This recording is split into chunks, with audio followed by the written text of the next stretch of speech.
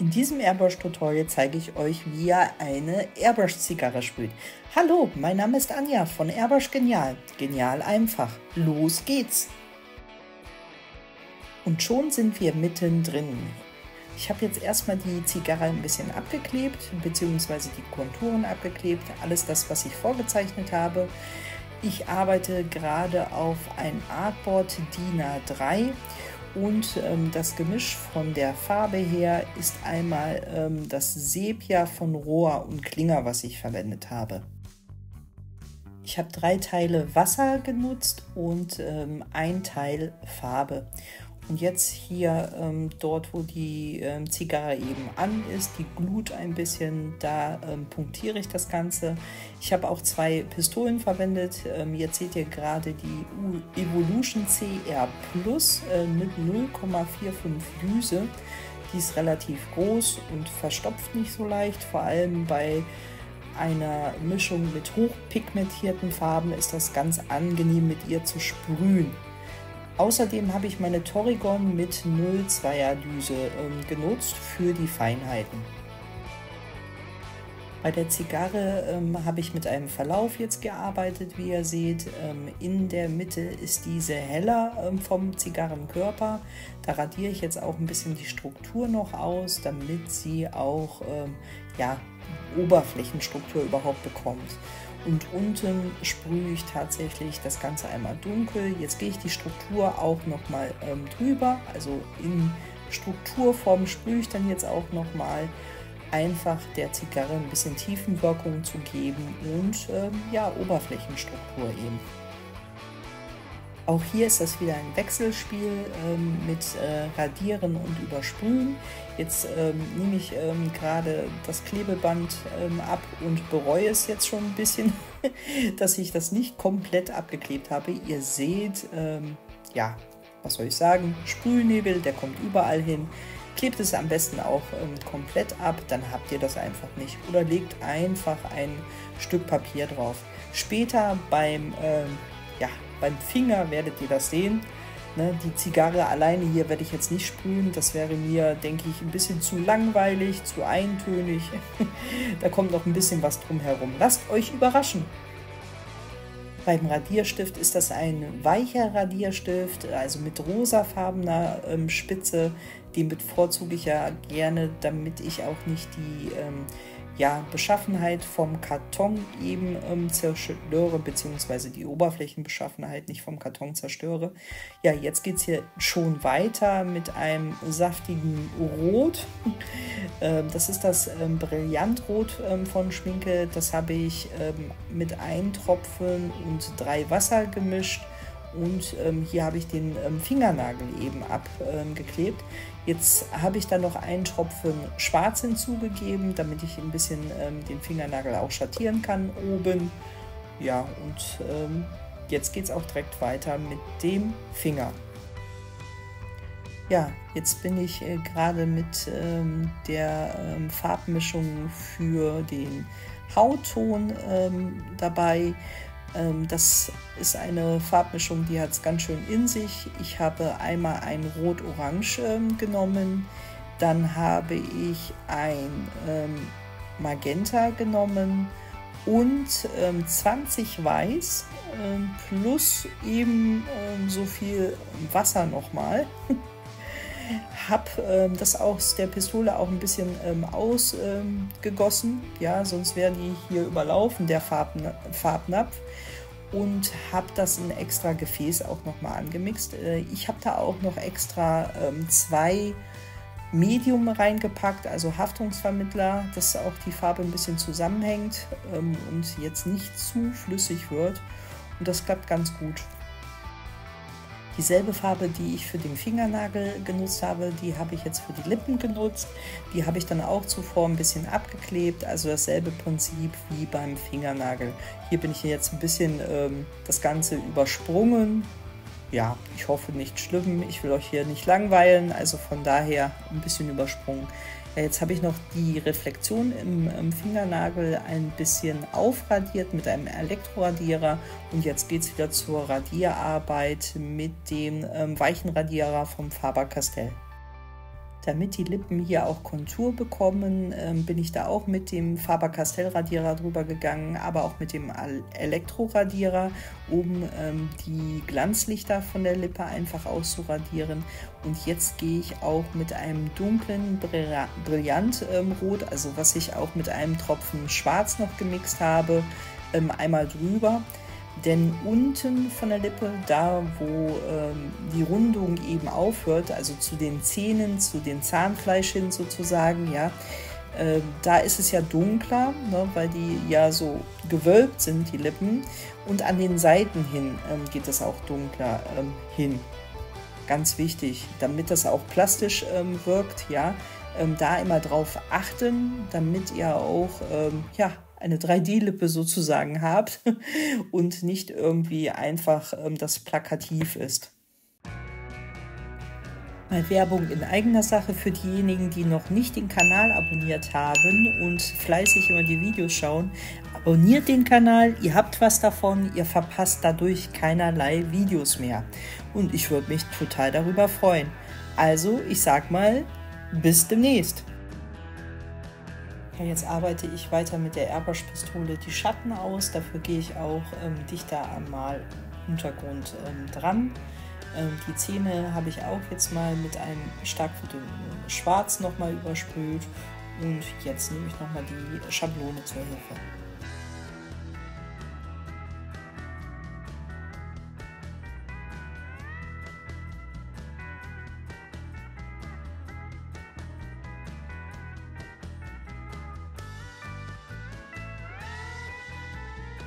Ja, die Schattierung und jetzt auch hier die Hautfalten von dem Finger und so weiter, die lege ich jetzt auch mit einem ganz, ganz dünnen Schwarz an. Also wirklich auf einen Tropfen Schwarz habe ich, glaube ich, 10 Wasser oder so und 2 Medium, damit mir die Farbe auch nicht verläuft. Und das klappt auch ganz gut. Und jetzt geht es auch schon zur Nase. Also dieselbe Mixtur nutze ich dann hier für die Konturen der Nase, die Nasenlöcher. Erstmal sachte vorlegen, damit ich nicht zu dunkel werde, weil es ist immer schwieriger natürlich wieder dann heller zu werden. Da muss ich deckend arbeiten, das will ich natürlich vermeiden. Ja, mal schauen, ob es mir diesmal gelingt. Bleibt unbedingt dran, dann seht ihr es ja. Die Helligkeiten radiere ich jetzt hier einmal wieder aus mit dem weichen Faber-Castell Radierer. Dann übersprühe ich das jetzt ein bisschen wieder. Da das ja eine junge Frau ist, versuche ich möglichst auch wenig zu radieren, weil man sieht es auf jeden Fall bei jedem Radieren, sieht man das auf dem Maluntergrund. Und natürlich sieht das dann von der Hautstruktur auch ganz anders aus. Ne? Und bei einer jungen Frau, die hat ja sehr, sehr glatte Haut, ja. Und wenn man da viel radiert, dann wirkt die einfach älter. Und da das ja eine junge Frau ist, ne, wir wollen ja nicht ihre Jugend berauben, ja, werden wir auf jeden Fall, oder ich versuche weniger zu radieren. Jetzt lege ich das Auge hier schon an mit derselben Farbmischung, also alles noch dieses hoch verdünnte Schwarz, ja, genau, und da habe ich aber auch die kleine Pistole verwendet. Mit der kleinen Pistole gehe ich auch relativ dicht dran zum Maluntergrund, es sei denn, ich habe jetzt hier wieder die Schattierung neben der Nase oder über der Lid, oder über dem Lid die Schattierung, na, dann gehe ich halt ein bisschen weiter weg vom Maluntergrund, damit ich einen sauberen Verlauf sprühen kann. Jetzt radiere ich wieder die Helligkeiten aus, auch schon am Auge, dass ich das ein bisschen in Form bringe, auch ein bisschen die Wimpern ja andeuten sozusagen und gleich übersprühe ich das Ganze nochmal, auch wieder mit dem Farbgemisch dieses hochverdünnte Schwarz. Um die Iris und die Pupille zu sprühen, habe ich dann eine Kreisschablone verwendet. Ich finde, die darf auch in keinem Airbrush-Sortiment fehlen. Jetzt gehe ich zum Maluntergrund auch näher dran mit der Pistole. Das ist noch immer meine kleine Airbrush-Pistole mit 0,2er Düse. Ich lege jetzt auch hier die Nasenlöcher weiter an, radiere jetzt auch fleißig nochmal die Helligkeiten an der Nase aus und unter dem Nasenflügel habe ich schon den Schatten angedeutet, beziehungsweise schon ordentlich nachgesprüht hier. Hier achte ich auch darauf, dass ich jetzt nicht zu dunkel werde. Die Helligkeiten radiere ich jetzt hier immer auch aus. Je frischer die Farbe ist, desto einfacher ist das auch auszuradieren, vor allem, weil ich auch ein Medium in der Farbe drin habe, damit die Farbe mir jetzt nicht komplett wegfließt. Ja, bei Medium ist das immer so eine Sache, wenn man radieren möchte, vor allem wenn das durchgetrocknet ist, dann hat man meistens keine Chance mehr, die Farbe runter zu bekommen und kann nur noch deckend arbeiten. Ja, nachdem ich das Auge jetzt soweit erstmal vorgesprüht habe, geht es jetzt zur Augenbraue mit dieser weiter und da mache ich auch Folgendes. Ich gehe immer natürlich mit dem Strich von den Härchen mit der Airbrush-Pistole drüber, damit das später auch naturalistischer wirkt. Ja, jetzt nochmal weiter zum Auge. Das ist relativ auch im Schatten gehalten. Das werde ich jetzt noch hier dunkler machen. Auch den Schatten unter dem Lid, dort wo die Wimpern sind, um jetzt die Kante auch noch ein bisschen ja, nachzusprühen sozusagen, behelfe ich mich hier mit der Schablone, mit der losen Schablone und gehe das Schritt für Schritt einmal hier durch. Wie immer habt ihr hier natürlich auch die Möglichkeit, das komplett zu sprühen. Ne? Mit Schablonen ist das natürlich ein bisschen einfacher, vor allem mit losen Schablonen. Ja, jetzt geht es hier zu den Wimpern, die deute ich jetzt ein bisschen an. Also momentan ist jetzt gerade wohl auch meine Pistole ein bisschen verstopft. Ihr seht ein paar Stopppunkte, da behelfe ich mir oder ja, ich gehe jetzt da einmal mit einem Stift drüber. Das ist ein Bleistift 4B, die ich da jetzt verwendet habe und ziehe dann einfach die Wimpern so nach. Ja, da mache ich jetzt nicht großartig die Pistole jetzt sauber, ganz ehrlich, und sprühe das dann einmal nochmal nach mit der Farbmischung, mit dem dünnen Schwarz, wobei ich jetzt mittlerweile auch schon einen Tropfen Schwarz hinzugegeben habe. Es wird schon dunkler, wie ihr seht. Genau, und gehe jetzt alles allmählich nochmal durch, auch den Schatten über dem Lid. Ja, jetzt grenze ich das Gesicht ein bisschen ab von dem Haar. Und da bin ich jetzt auch ein bisschen mit der Schablone entgegengegangen. Und jetzt geht es weiter wieder ein bisschen mit Radieren. Genau, hier vor allem an der Seite und über dem Augenlid oder auf dem Augenlid. Da sind noch Helligkeiten zu finden im Auge, in der Iris und hier einmal die Glanzlichter, die radiere ich wieder mit einem Elektroradierer aus. Ja, und jetzt geht es weiter mit der Abgrenzung vom Gesicht hier zum Ohr. Wie immer verlinke ich euch alle Materialien in der Infobeschreibung. Es handelt sich dabei um Affiliate-Links. Wenn ihr also darüber bestellt, bekomme ich eine kleine Provision. Ihr unterstützt so den Kanal. Wichtig dabei, ihr habt dadurch keinen finanziellen Nachteil. Und für all diejenigen, die das schon bereits machen, vielen lieben Dank dafür. Ihr supportet mich und so auch den Kanal. Vielen lieben Dank. Ja, jetzt nehme ich hier noch ein paar Konturen von der Lippe vor. Da halte ich jetzt auch mal ein bisschen die Schablone dran. Genau, und ja, die Falte der Lippe dort, die müsste ein bisschen ja, angepasst werden. Das mache ich jetzt mit einem Weiß-Grau-Gemisch. Und da gehe ich jetzt einmal vorsichtig drüber. Vorhin habe ich schon zu viel Farbe gegeben, da ist das ein bisschen feucht geworden. Ne, wenn ihr sowas habt, immer darauf achten, dass das nicht zu nass wird tatsächlich und dann lieber häufiger drüber sprühen. Jetzt nehme ich noch einen Marker, um die Glanzlichter der Lippe einzuzeichnen sozusagen. Und auch hier einmal nochmal die Korrektur vorzunehmen, bevor ich das jetzt hier komplett brushen muss. Ich überbrush das einmal nur mal, aber dass das zumindest deckend wirkt.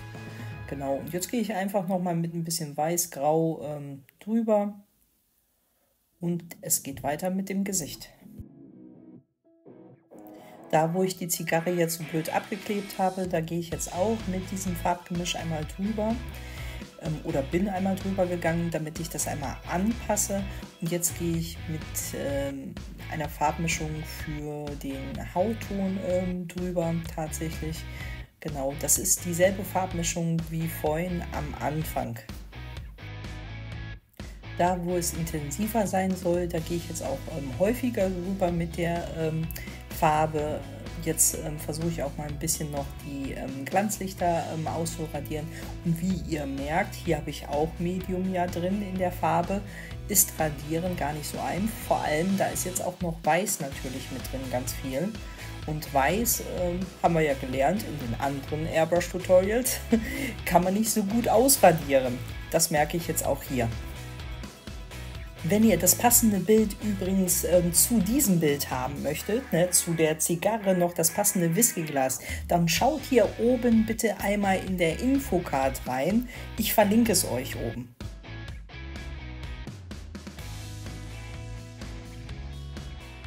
Ja, was soll ich sagen, liebe Leute? Auf den letzten Metern ist mir voll der Fauxpas passiert. Ihr werdet es sehen im Endergebnis. Ärgerlich, aber ich hatte auch keine Zeit, das mehr zu korrigieren. Aber schaut selbst. Das passiert halt, ne? Also ich mache auch Fehler. Ich habe total gekleckert. Naja, es hat nicht sein sollen tatsächlich. Wenn ihr jetzt noch mal richtig durchstarten wollt mit der Airbrush-Technik und zu der Zigarre noch das passende Whiskyglas brushen möchtet, dann schaut euch unbedingt das nächste Video an. Viel Spaß dabei und ich sag mal bis gleich. Ciao!